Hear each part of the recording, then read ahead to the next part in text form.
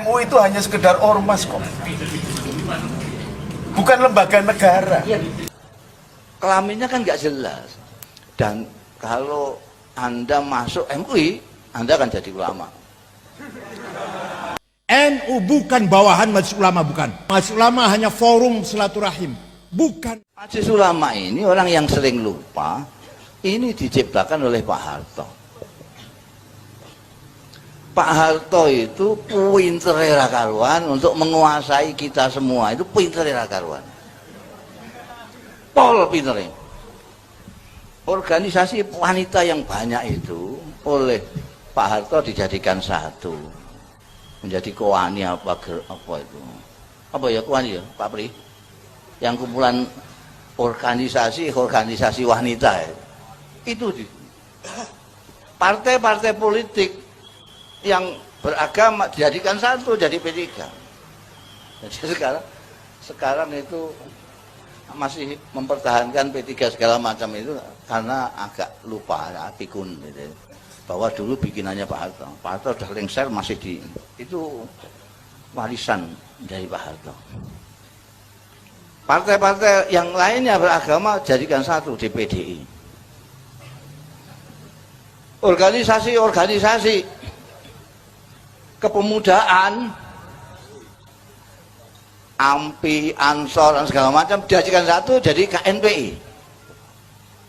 Terus pokoknya kabeh dadekno siji. Dadi gampang ngeplukane ngene anu. Wis ora usah mara ning gone NU ning P3-ne ae, aja nganti ana wong NU ne. Sudah selesai. KNPI iki aja nanti dadi ketuane kok Ansor wis. MUI ya ngono, MUI itu kelompok dari PGI terus apa jenenge masalah itu. PGI ada sendiri, apa jenenge? Ada sendiri itu yang agama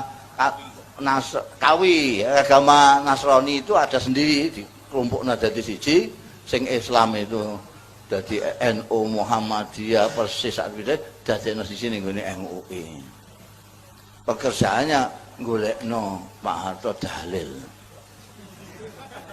Iki dalile piye kalah ta ora ngono. Kalau dulu Bung Karno itu tanyanya sama Menteri Agama, Pak Harto tanyanya sama MUI.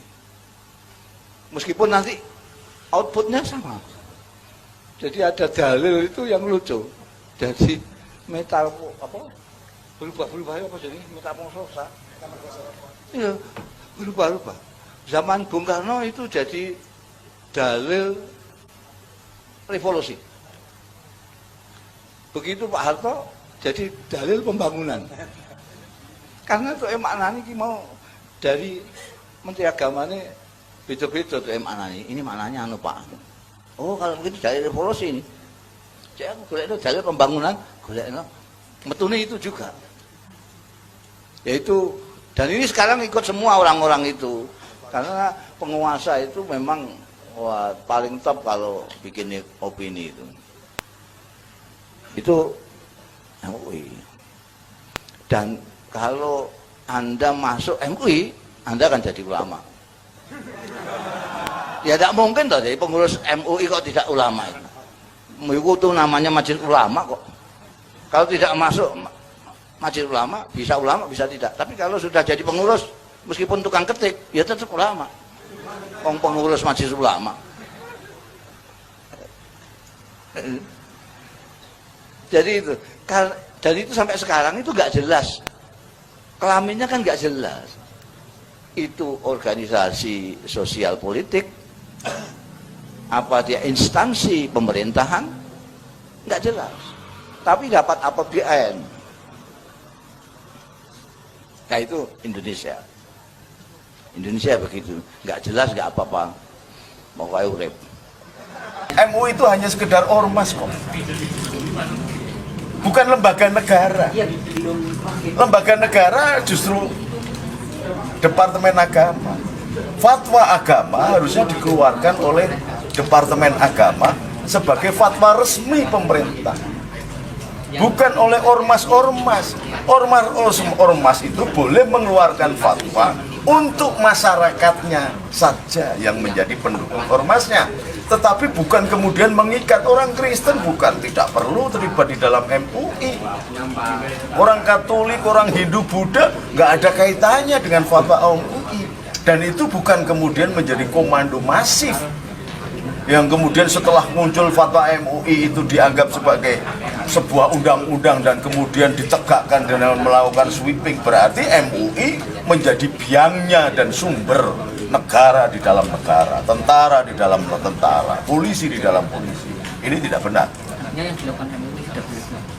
Yang dilakukan MUI sih biasa karena dia mengeluarkan fatwa. Yang jadi persoalan ada ormas ikutannya yang kemudian mengaplikasikan fatwa itu, memaksa melakukan coercion, pemaksaan kepada umat lain yang sesungguhnya tidak dalam kawasan MUI. Ini yang tidak benar. Nah, kalau MUI menyetujui, berarti MUI memang sengaja membuka koridor untuk memunculkan tentara-tentara partikelir yang kemudian menjadi subsidiar, itu menjadi negara di dalam negara. Nah, MUI harus sadar itu, nggak boleh. Jadi subordinat begitu nggak boleh. Maka harus itu, wartawan harus tanya itu.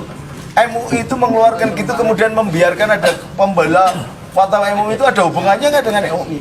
Kalau ada, berarti MUI harus dicurigai bahwa dia akan melakukan makar dan menganggap pemerintahan ini sudah lumpuh, tidak mampu menata dengan hukum yang benar, sehingga perlu diperlukan fatwa-fatwa MUI untuk menegakkan kehidupan berbangsa. Nah, kalau ini terjadi, berarti dia tidak loyal dengan pemerintah Indonesia.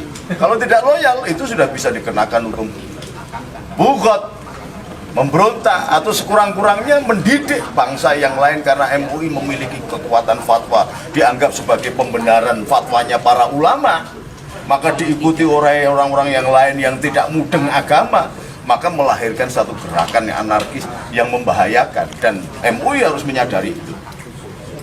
Gus, apakah relevan kalau seandainya kemudian MUI dibubarkan saja? Saya tidak pada posisi MUI mau dibubarkan apa enggak. Persoalannya sampean berani apa enggak membubarkan gitu. Bukan dari saya. Kalau sampean berani, ayo. Kalau sampean cuma mancing-mancing saya tahu, saya ngurusi santri di wis bingung bangun masjid ora dadi Sekjen Majelis Ulama meminta saya mencabut ungkapan saya kemarin itu, bahwa kalau bukan itu salah semua. Saya atau NU bukan bawahan Majelis Ulama. NU bukan bawahan Majelis Ulama, bukan. Nggak ada hak perintah-perintah saya. Majelis Ulama hanya forum silaturahim, bukan induknya NU, bukan. Paham betul? Sekali-kali kayak saya gitu loh, nekat.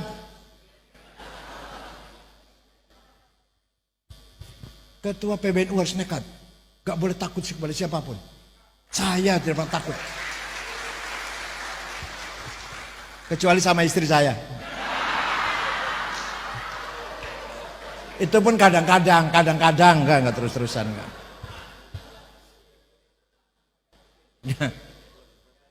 Baca Quran yang benar, bitajwid.